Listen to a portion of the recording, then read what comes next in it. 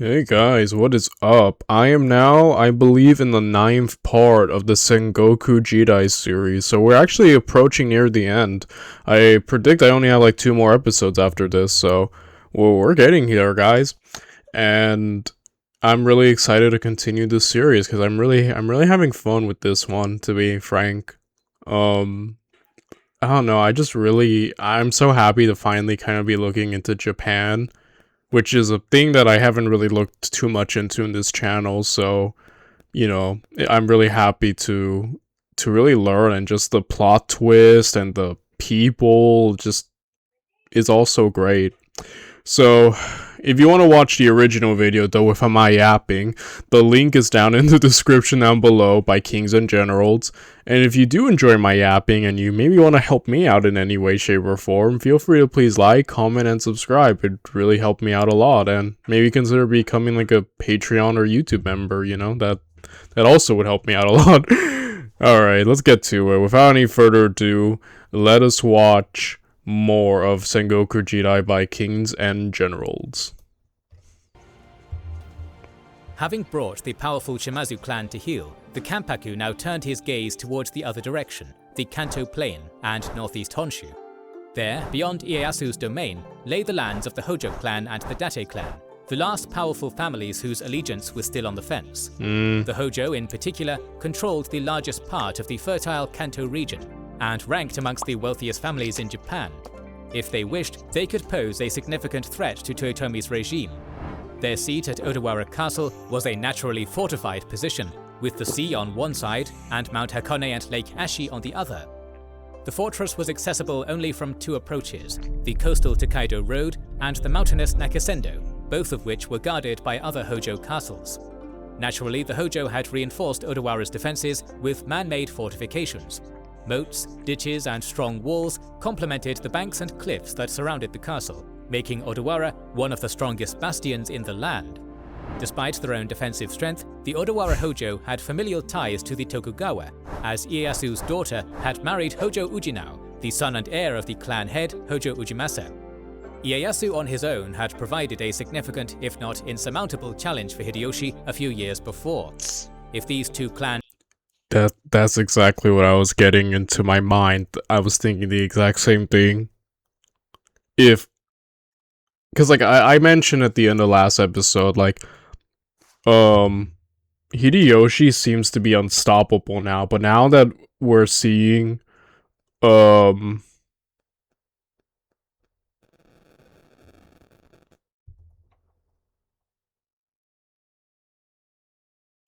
a minute. Yeah, okay, where was I getting? Oh yeah, I was thinking about, like, Ieyasu was a pretty formidable tactical threat to Hideyoshi, where he needed to straight up resort to diplomacy to just end that conflict. And if this hype with the Hojo that Kings and Generals is showing, yeah, the two of them together could be a real thorn on Hideyoshi's side. Probably the greatest challenge he would have to face yet. Yeah, that alliance would definitely, like, if I was aware of that, would probably put me ill at ease. Because I'd imagine it'd put, like, Hideyoshi, right? So, that is, that's interesting. United against him this time, and perhaps attracted others like the Date, the Toyotomi could find themselves severely outnumbered and outgunned. Dang. At first, Hideyoshi tried to solve the Hojo issue through diplomacy. Twice, in 1588 and 1589, he sent envoys to Hojo Ujimasa, requesting the daimyo and his son to visit him in his villa in the capital and pay his respects, essentially submitting to Hideyoshi's hegemony. Ujimasa refused to do so, lulled into a false sense of security by his strong defenses and his ties to Ieyasu, and citing his poor health as an excuse. Luckily for the Hojo, Tokugawa Ieyasu intervened. Ieyasu suggested that Ujimasa's brother, Ujinori, make the trip. He also made it very clear that in the case Hojo refused to play ball, he would terminate their marriage alliance. Oh, wow. Did indeed travel to Kyoto and visited Hideyoshi in his residence, the Jurokudai, a move that for the time being normalized the relations between the two clans. In 1589, Ujimasa promised to visit Hideyoshi in December on the excuse of settling a territorial dispute of the Numata area in northern Kanto. Hideyoshi wasn't keen to go to war with the Hojo, so he appeased Ujimasa by awarding him 2/3 of Numata and the Hinonymous castle, the Numata-jo, which previously belonged to the Sanada clan. However, Ujimasa probably had no intention of ever visiting, as he retracted his promise, sending another letter to Hideyoshi asking to reschedule the visit for the spring or summer of the following year, a move that angered the Kanpaku. Yeah, he's definitely... this is quite a precarious situation to find yourself in. Again, I guess the biggest fortune he has at the moment is that Hideyoshi doesn't want to go to war, because even he's very pragmatic. Like, yeah, can he be is he a great warrior and commander? For sure, but there comes a point where even when the situation looks really bad, he wants to just resort to diplomacy and just probably avoid conflict, especially if it's not like favorable on his side. As he did with Ieyasu before. Like, Ieyasu proved to be incredibly formidable. He's like, okay, diplomacy time, you know? So, yeah, definitely, he sees the cost of what a straight-up conflict would cost. And even if he could win, he knows he's not winning without some real hard effort and probably loss on his part. So, yeah, I think that's the best thing that the Hojo have going for them, is that Hideyoshi definitely ain't a hothead, and it does want to try to resolve things diplomatically, but I feel like there's gonna come a point where he's gonna push it too far and Hideyoshi's gonna have to give in. So, I guess we'll see. The last straw came during the last months of 1589, when Kuninori Inumata, who had been given the lordship of Numata-jo by the Hojo, attacked and seized Nagurumi-jo from the Sanada. Normally, the capture of a single castle would not have caused havoc, but Inumata's attack flew in the face of Hideyoshi's order that no lord go to war with another without the Kanpaku's explicit consent. Despite pledges from Ujinao that Inumata had acted on his own, and that the castle had been returned to the Sanada, Hideyoshi had made up his mind. He had grown tired of the defiant Hojo, and decided that strength of arms would settle this once and for all. Yeah, they pushed it, like I said. Having mustered all of his forces and those of his subordinate daimyo, Hideyoshi made his move against the Hojo in the early months of 1590. Maeda Toshie and Uesugi Kagekatsu would link up with the Sanada forces and take the northern and mountainous Nakasendo Road. Meanwhile, Hideyoshi's main force moved along the coastal Tokaido Road, led by Tokugawa Ieyasu. Finally, Chosakabe Motochika sailed. Yeah, Ieyasu teaming up with Hideyoshi. Again, Ieyasu's boldest moment, I mean, granted, he's had plenty of bold moments, but his boldest was when he straight up went to war with Hideyoshi. And though tactically amazing on the battlefield, he didn't, like, win anything, like, major. So I'm thinking, like, I'm wondering if remembering that factor has made him want to play nice with Hideyoshi. He's like, I could go to war with Hideyoshi, but, you know, like last time, it didn't really yield any major benefit to me, so I guess he's reverted back to his original strategy of just kind of playing nice and being an ally, you get me? Again, probably smarter in a sense that, you know, he'll be left alone and he'll just be chill doing what he wants, but a part of me is still wondering if there's going to be a conflict. Because again, like, if Ieyasu had teamed up with the Hojo, definitely could have been a major thorn in Hideyoshi's side, but again, I guess if we look at the first time these two fought, would it really yield any major long-term benefit for Ieyasu? Maybe? I'm wondering if that's what's going through his head. Because this is just me speculating and what I would be thinking, but I'm wondering if he is having any of those similar thoughts. That's why he's decided to throw in his lot with Hideyoshi, you get me? But, well, maybe it could work, because I feel like Hideyoshi will let people kind of just rule whatever they want, so long as they pay him homage. So Ieyasu probably could just keep all his territory so long as he proves to be a faithful ally to Hideyoshi, so maybe that's the goal. Again, this is all speculation. I don't know how this all ends. I don't know what's gonna happen. This is just me speculating at the moment. Sailed to the port of Shimizu at the head of a substantially large navy. Toshie and Kageketsu, with their 35,000 troops, laid siege to Hachigata Castle and its 3,000-strong garrison. After almost a month, the lord of Hachigata, Hojo Ujikuni, surrendered after securing assurances that the lives of his men would be spared. The same fate fell upon Hojo Ujiteru's Hachioji Castle, which they took through a costly frontal assault, overwhelming the 1,300-men-strong garrison with their own 15,000 attackers. In Musashi, another of Odawara's outlying castles, Oshi, came under siege by Hideyoshi's trusted minister, Ishida Mitsunari. The swamps and marshes, which stretched out as long as the castle's fortifications, hindered any direct assaults upon the walls, so Mitsunari copied his master's favorite tactic by constructing bridges to flood the castle. Hey, if it ain't broke, don't fix it, eh? And, it's not a broke strategy. Very smart. And again, it's worked flawlessly for Hideyoshi, so just smart of him to just do that. I like that. The good old flood him out. However, the defenders did not give up, and the castle would only surrender after the commander received word of Odawara's fall. Oh. Elsewhere, the Hojo castles fell one after the other. Then, in late spring, it was Odawara's turn. It was here that one of the most unusual sieges in Japanese history took place. As we have already stated, Odawara was a castle among castles. Its strong walls and numerous towers, bridges and courtyards guaranteed that the Hojo fortress was impervious to any frontal assault. Seeing that any attempt to take the castle by force would result in a bloodbath, Hideyoshi settled for a prolonged blockade to starve the garrison out. Just as he had done in Kamaki, he created his own fortifications, a series of trenches and palisades, and set up his own headquarters at Ishigaki-yama. Originally, Ujimasa wanted to sally out and meet the Toyotomi forces on the field.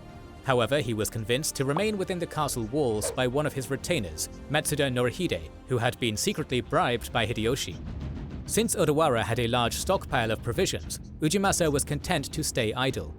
His soldiers were also highly spirited, since they were well fed and entertained.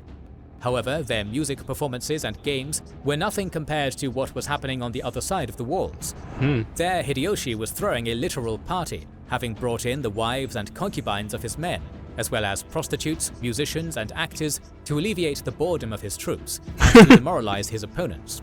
Of course, the Toyotomi forces were not just partying day and night. At one point, a group of siege engineers from Kai managed to tunnel under Odawara, forcing a part of the outer wall to collapse. Taking advantage of the breach, Inamasa attacked the castle, but a staunch defense put up by the Hojo soldiers forced him to retreat. One day, the defenders of Odawara awoke to see a massive stone castle at the top of Ishigaki-yama that had seemingly appeared overnight. It sort of had.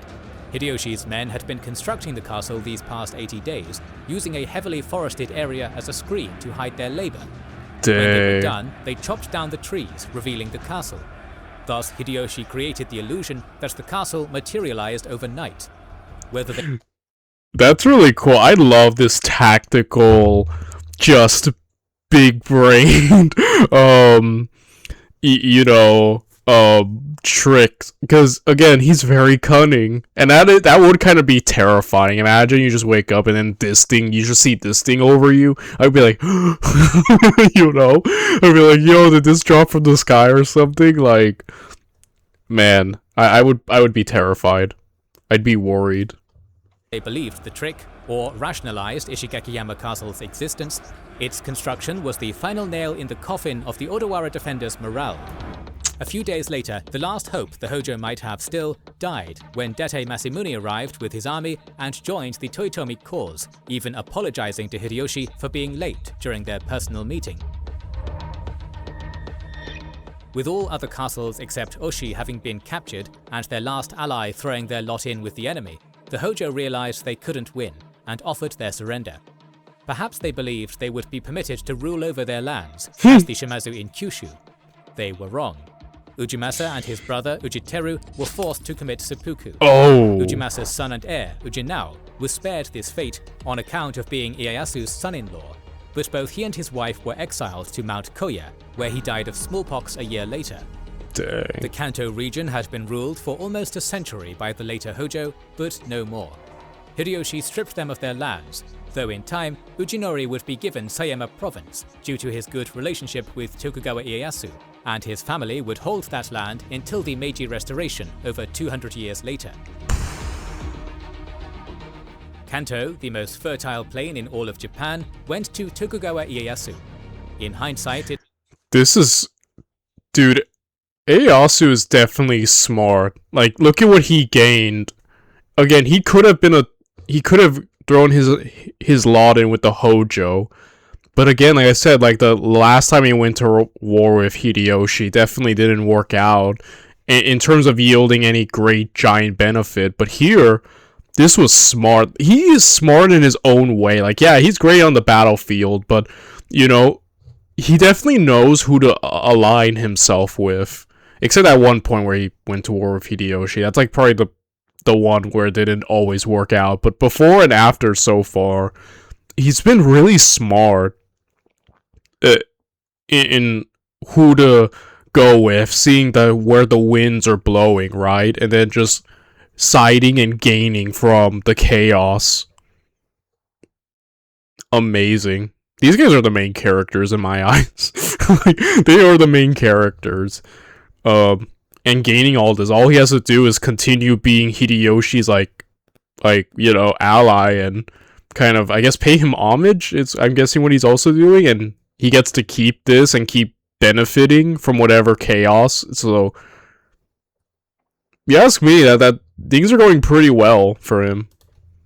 wasn't a good move on Hideyoshi's part, since he was awarding the wealthiest region of the land to his biggest rival, effectively sending him on the path to becoming shogun.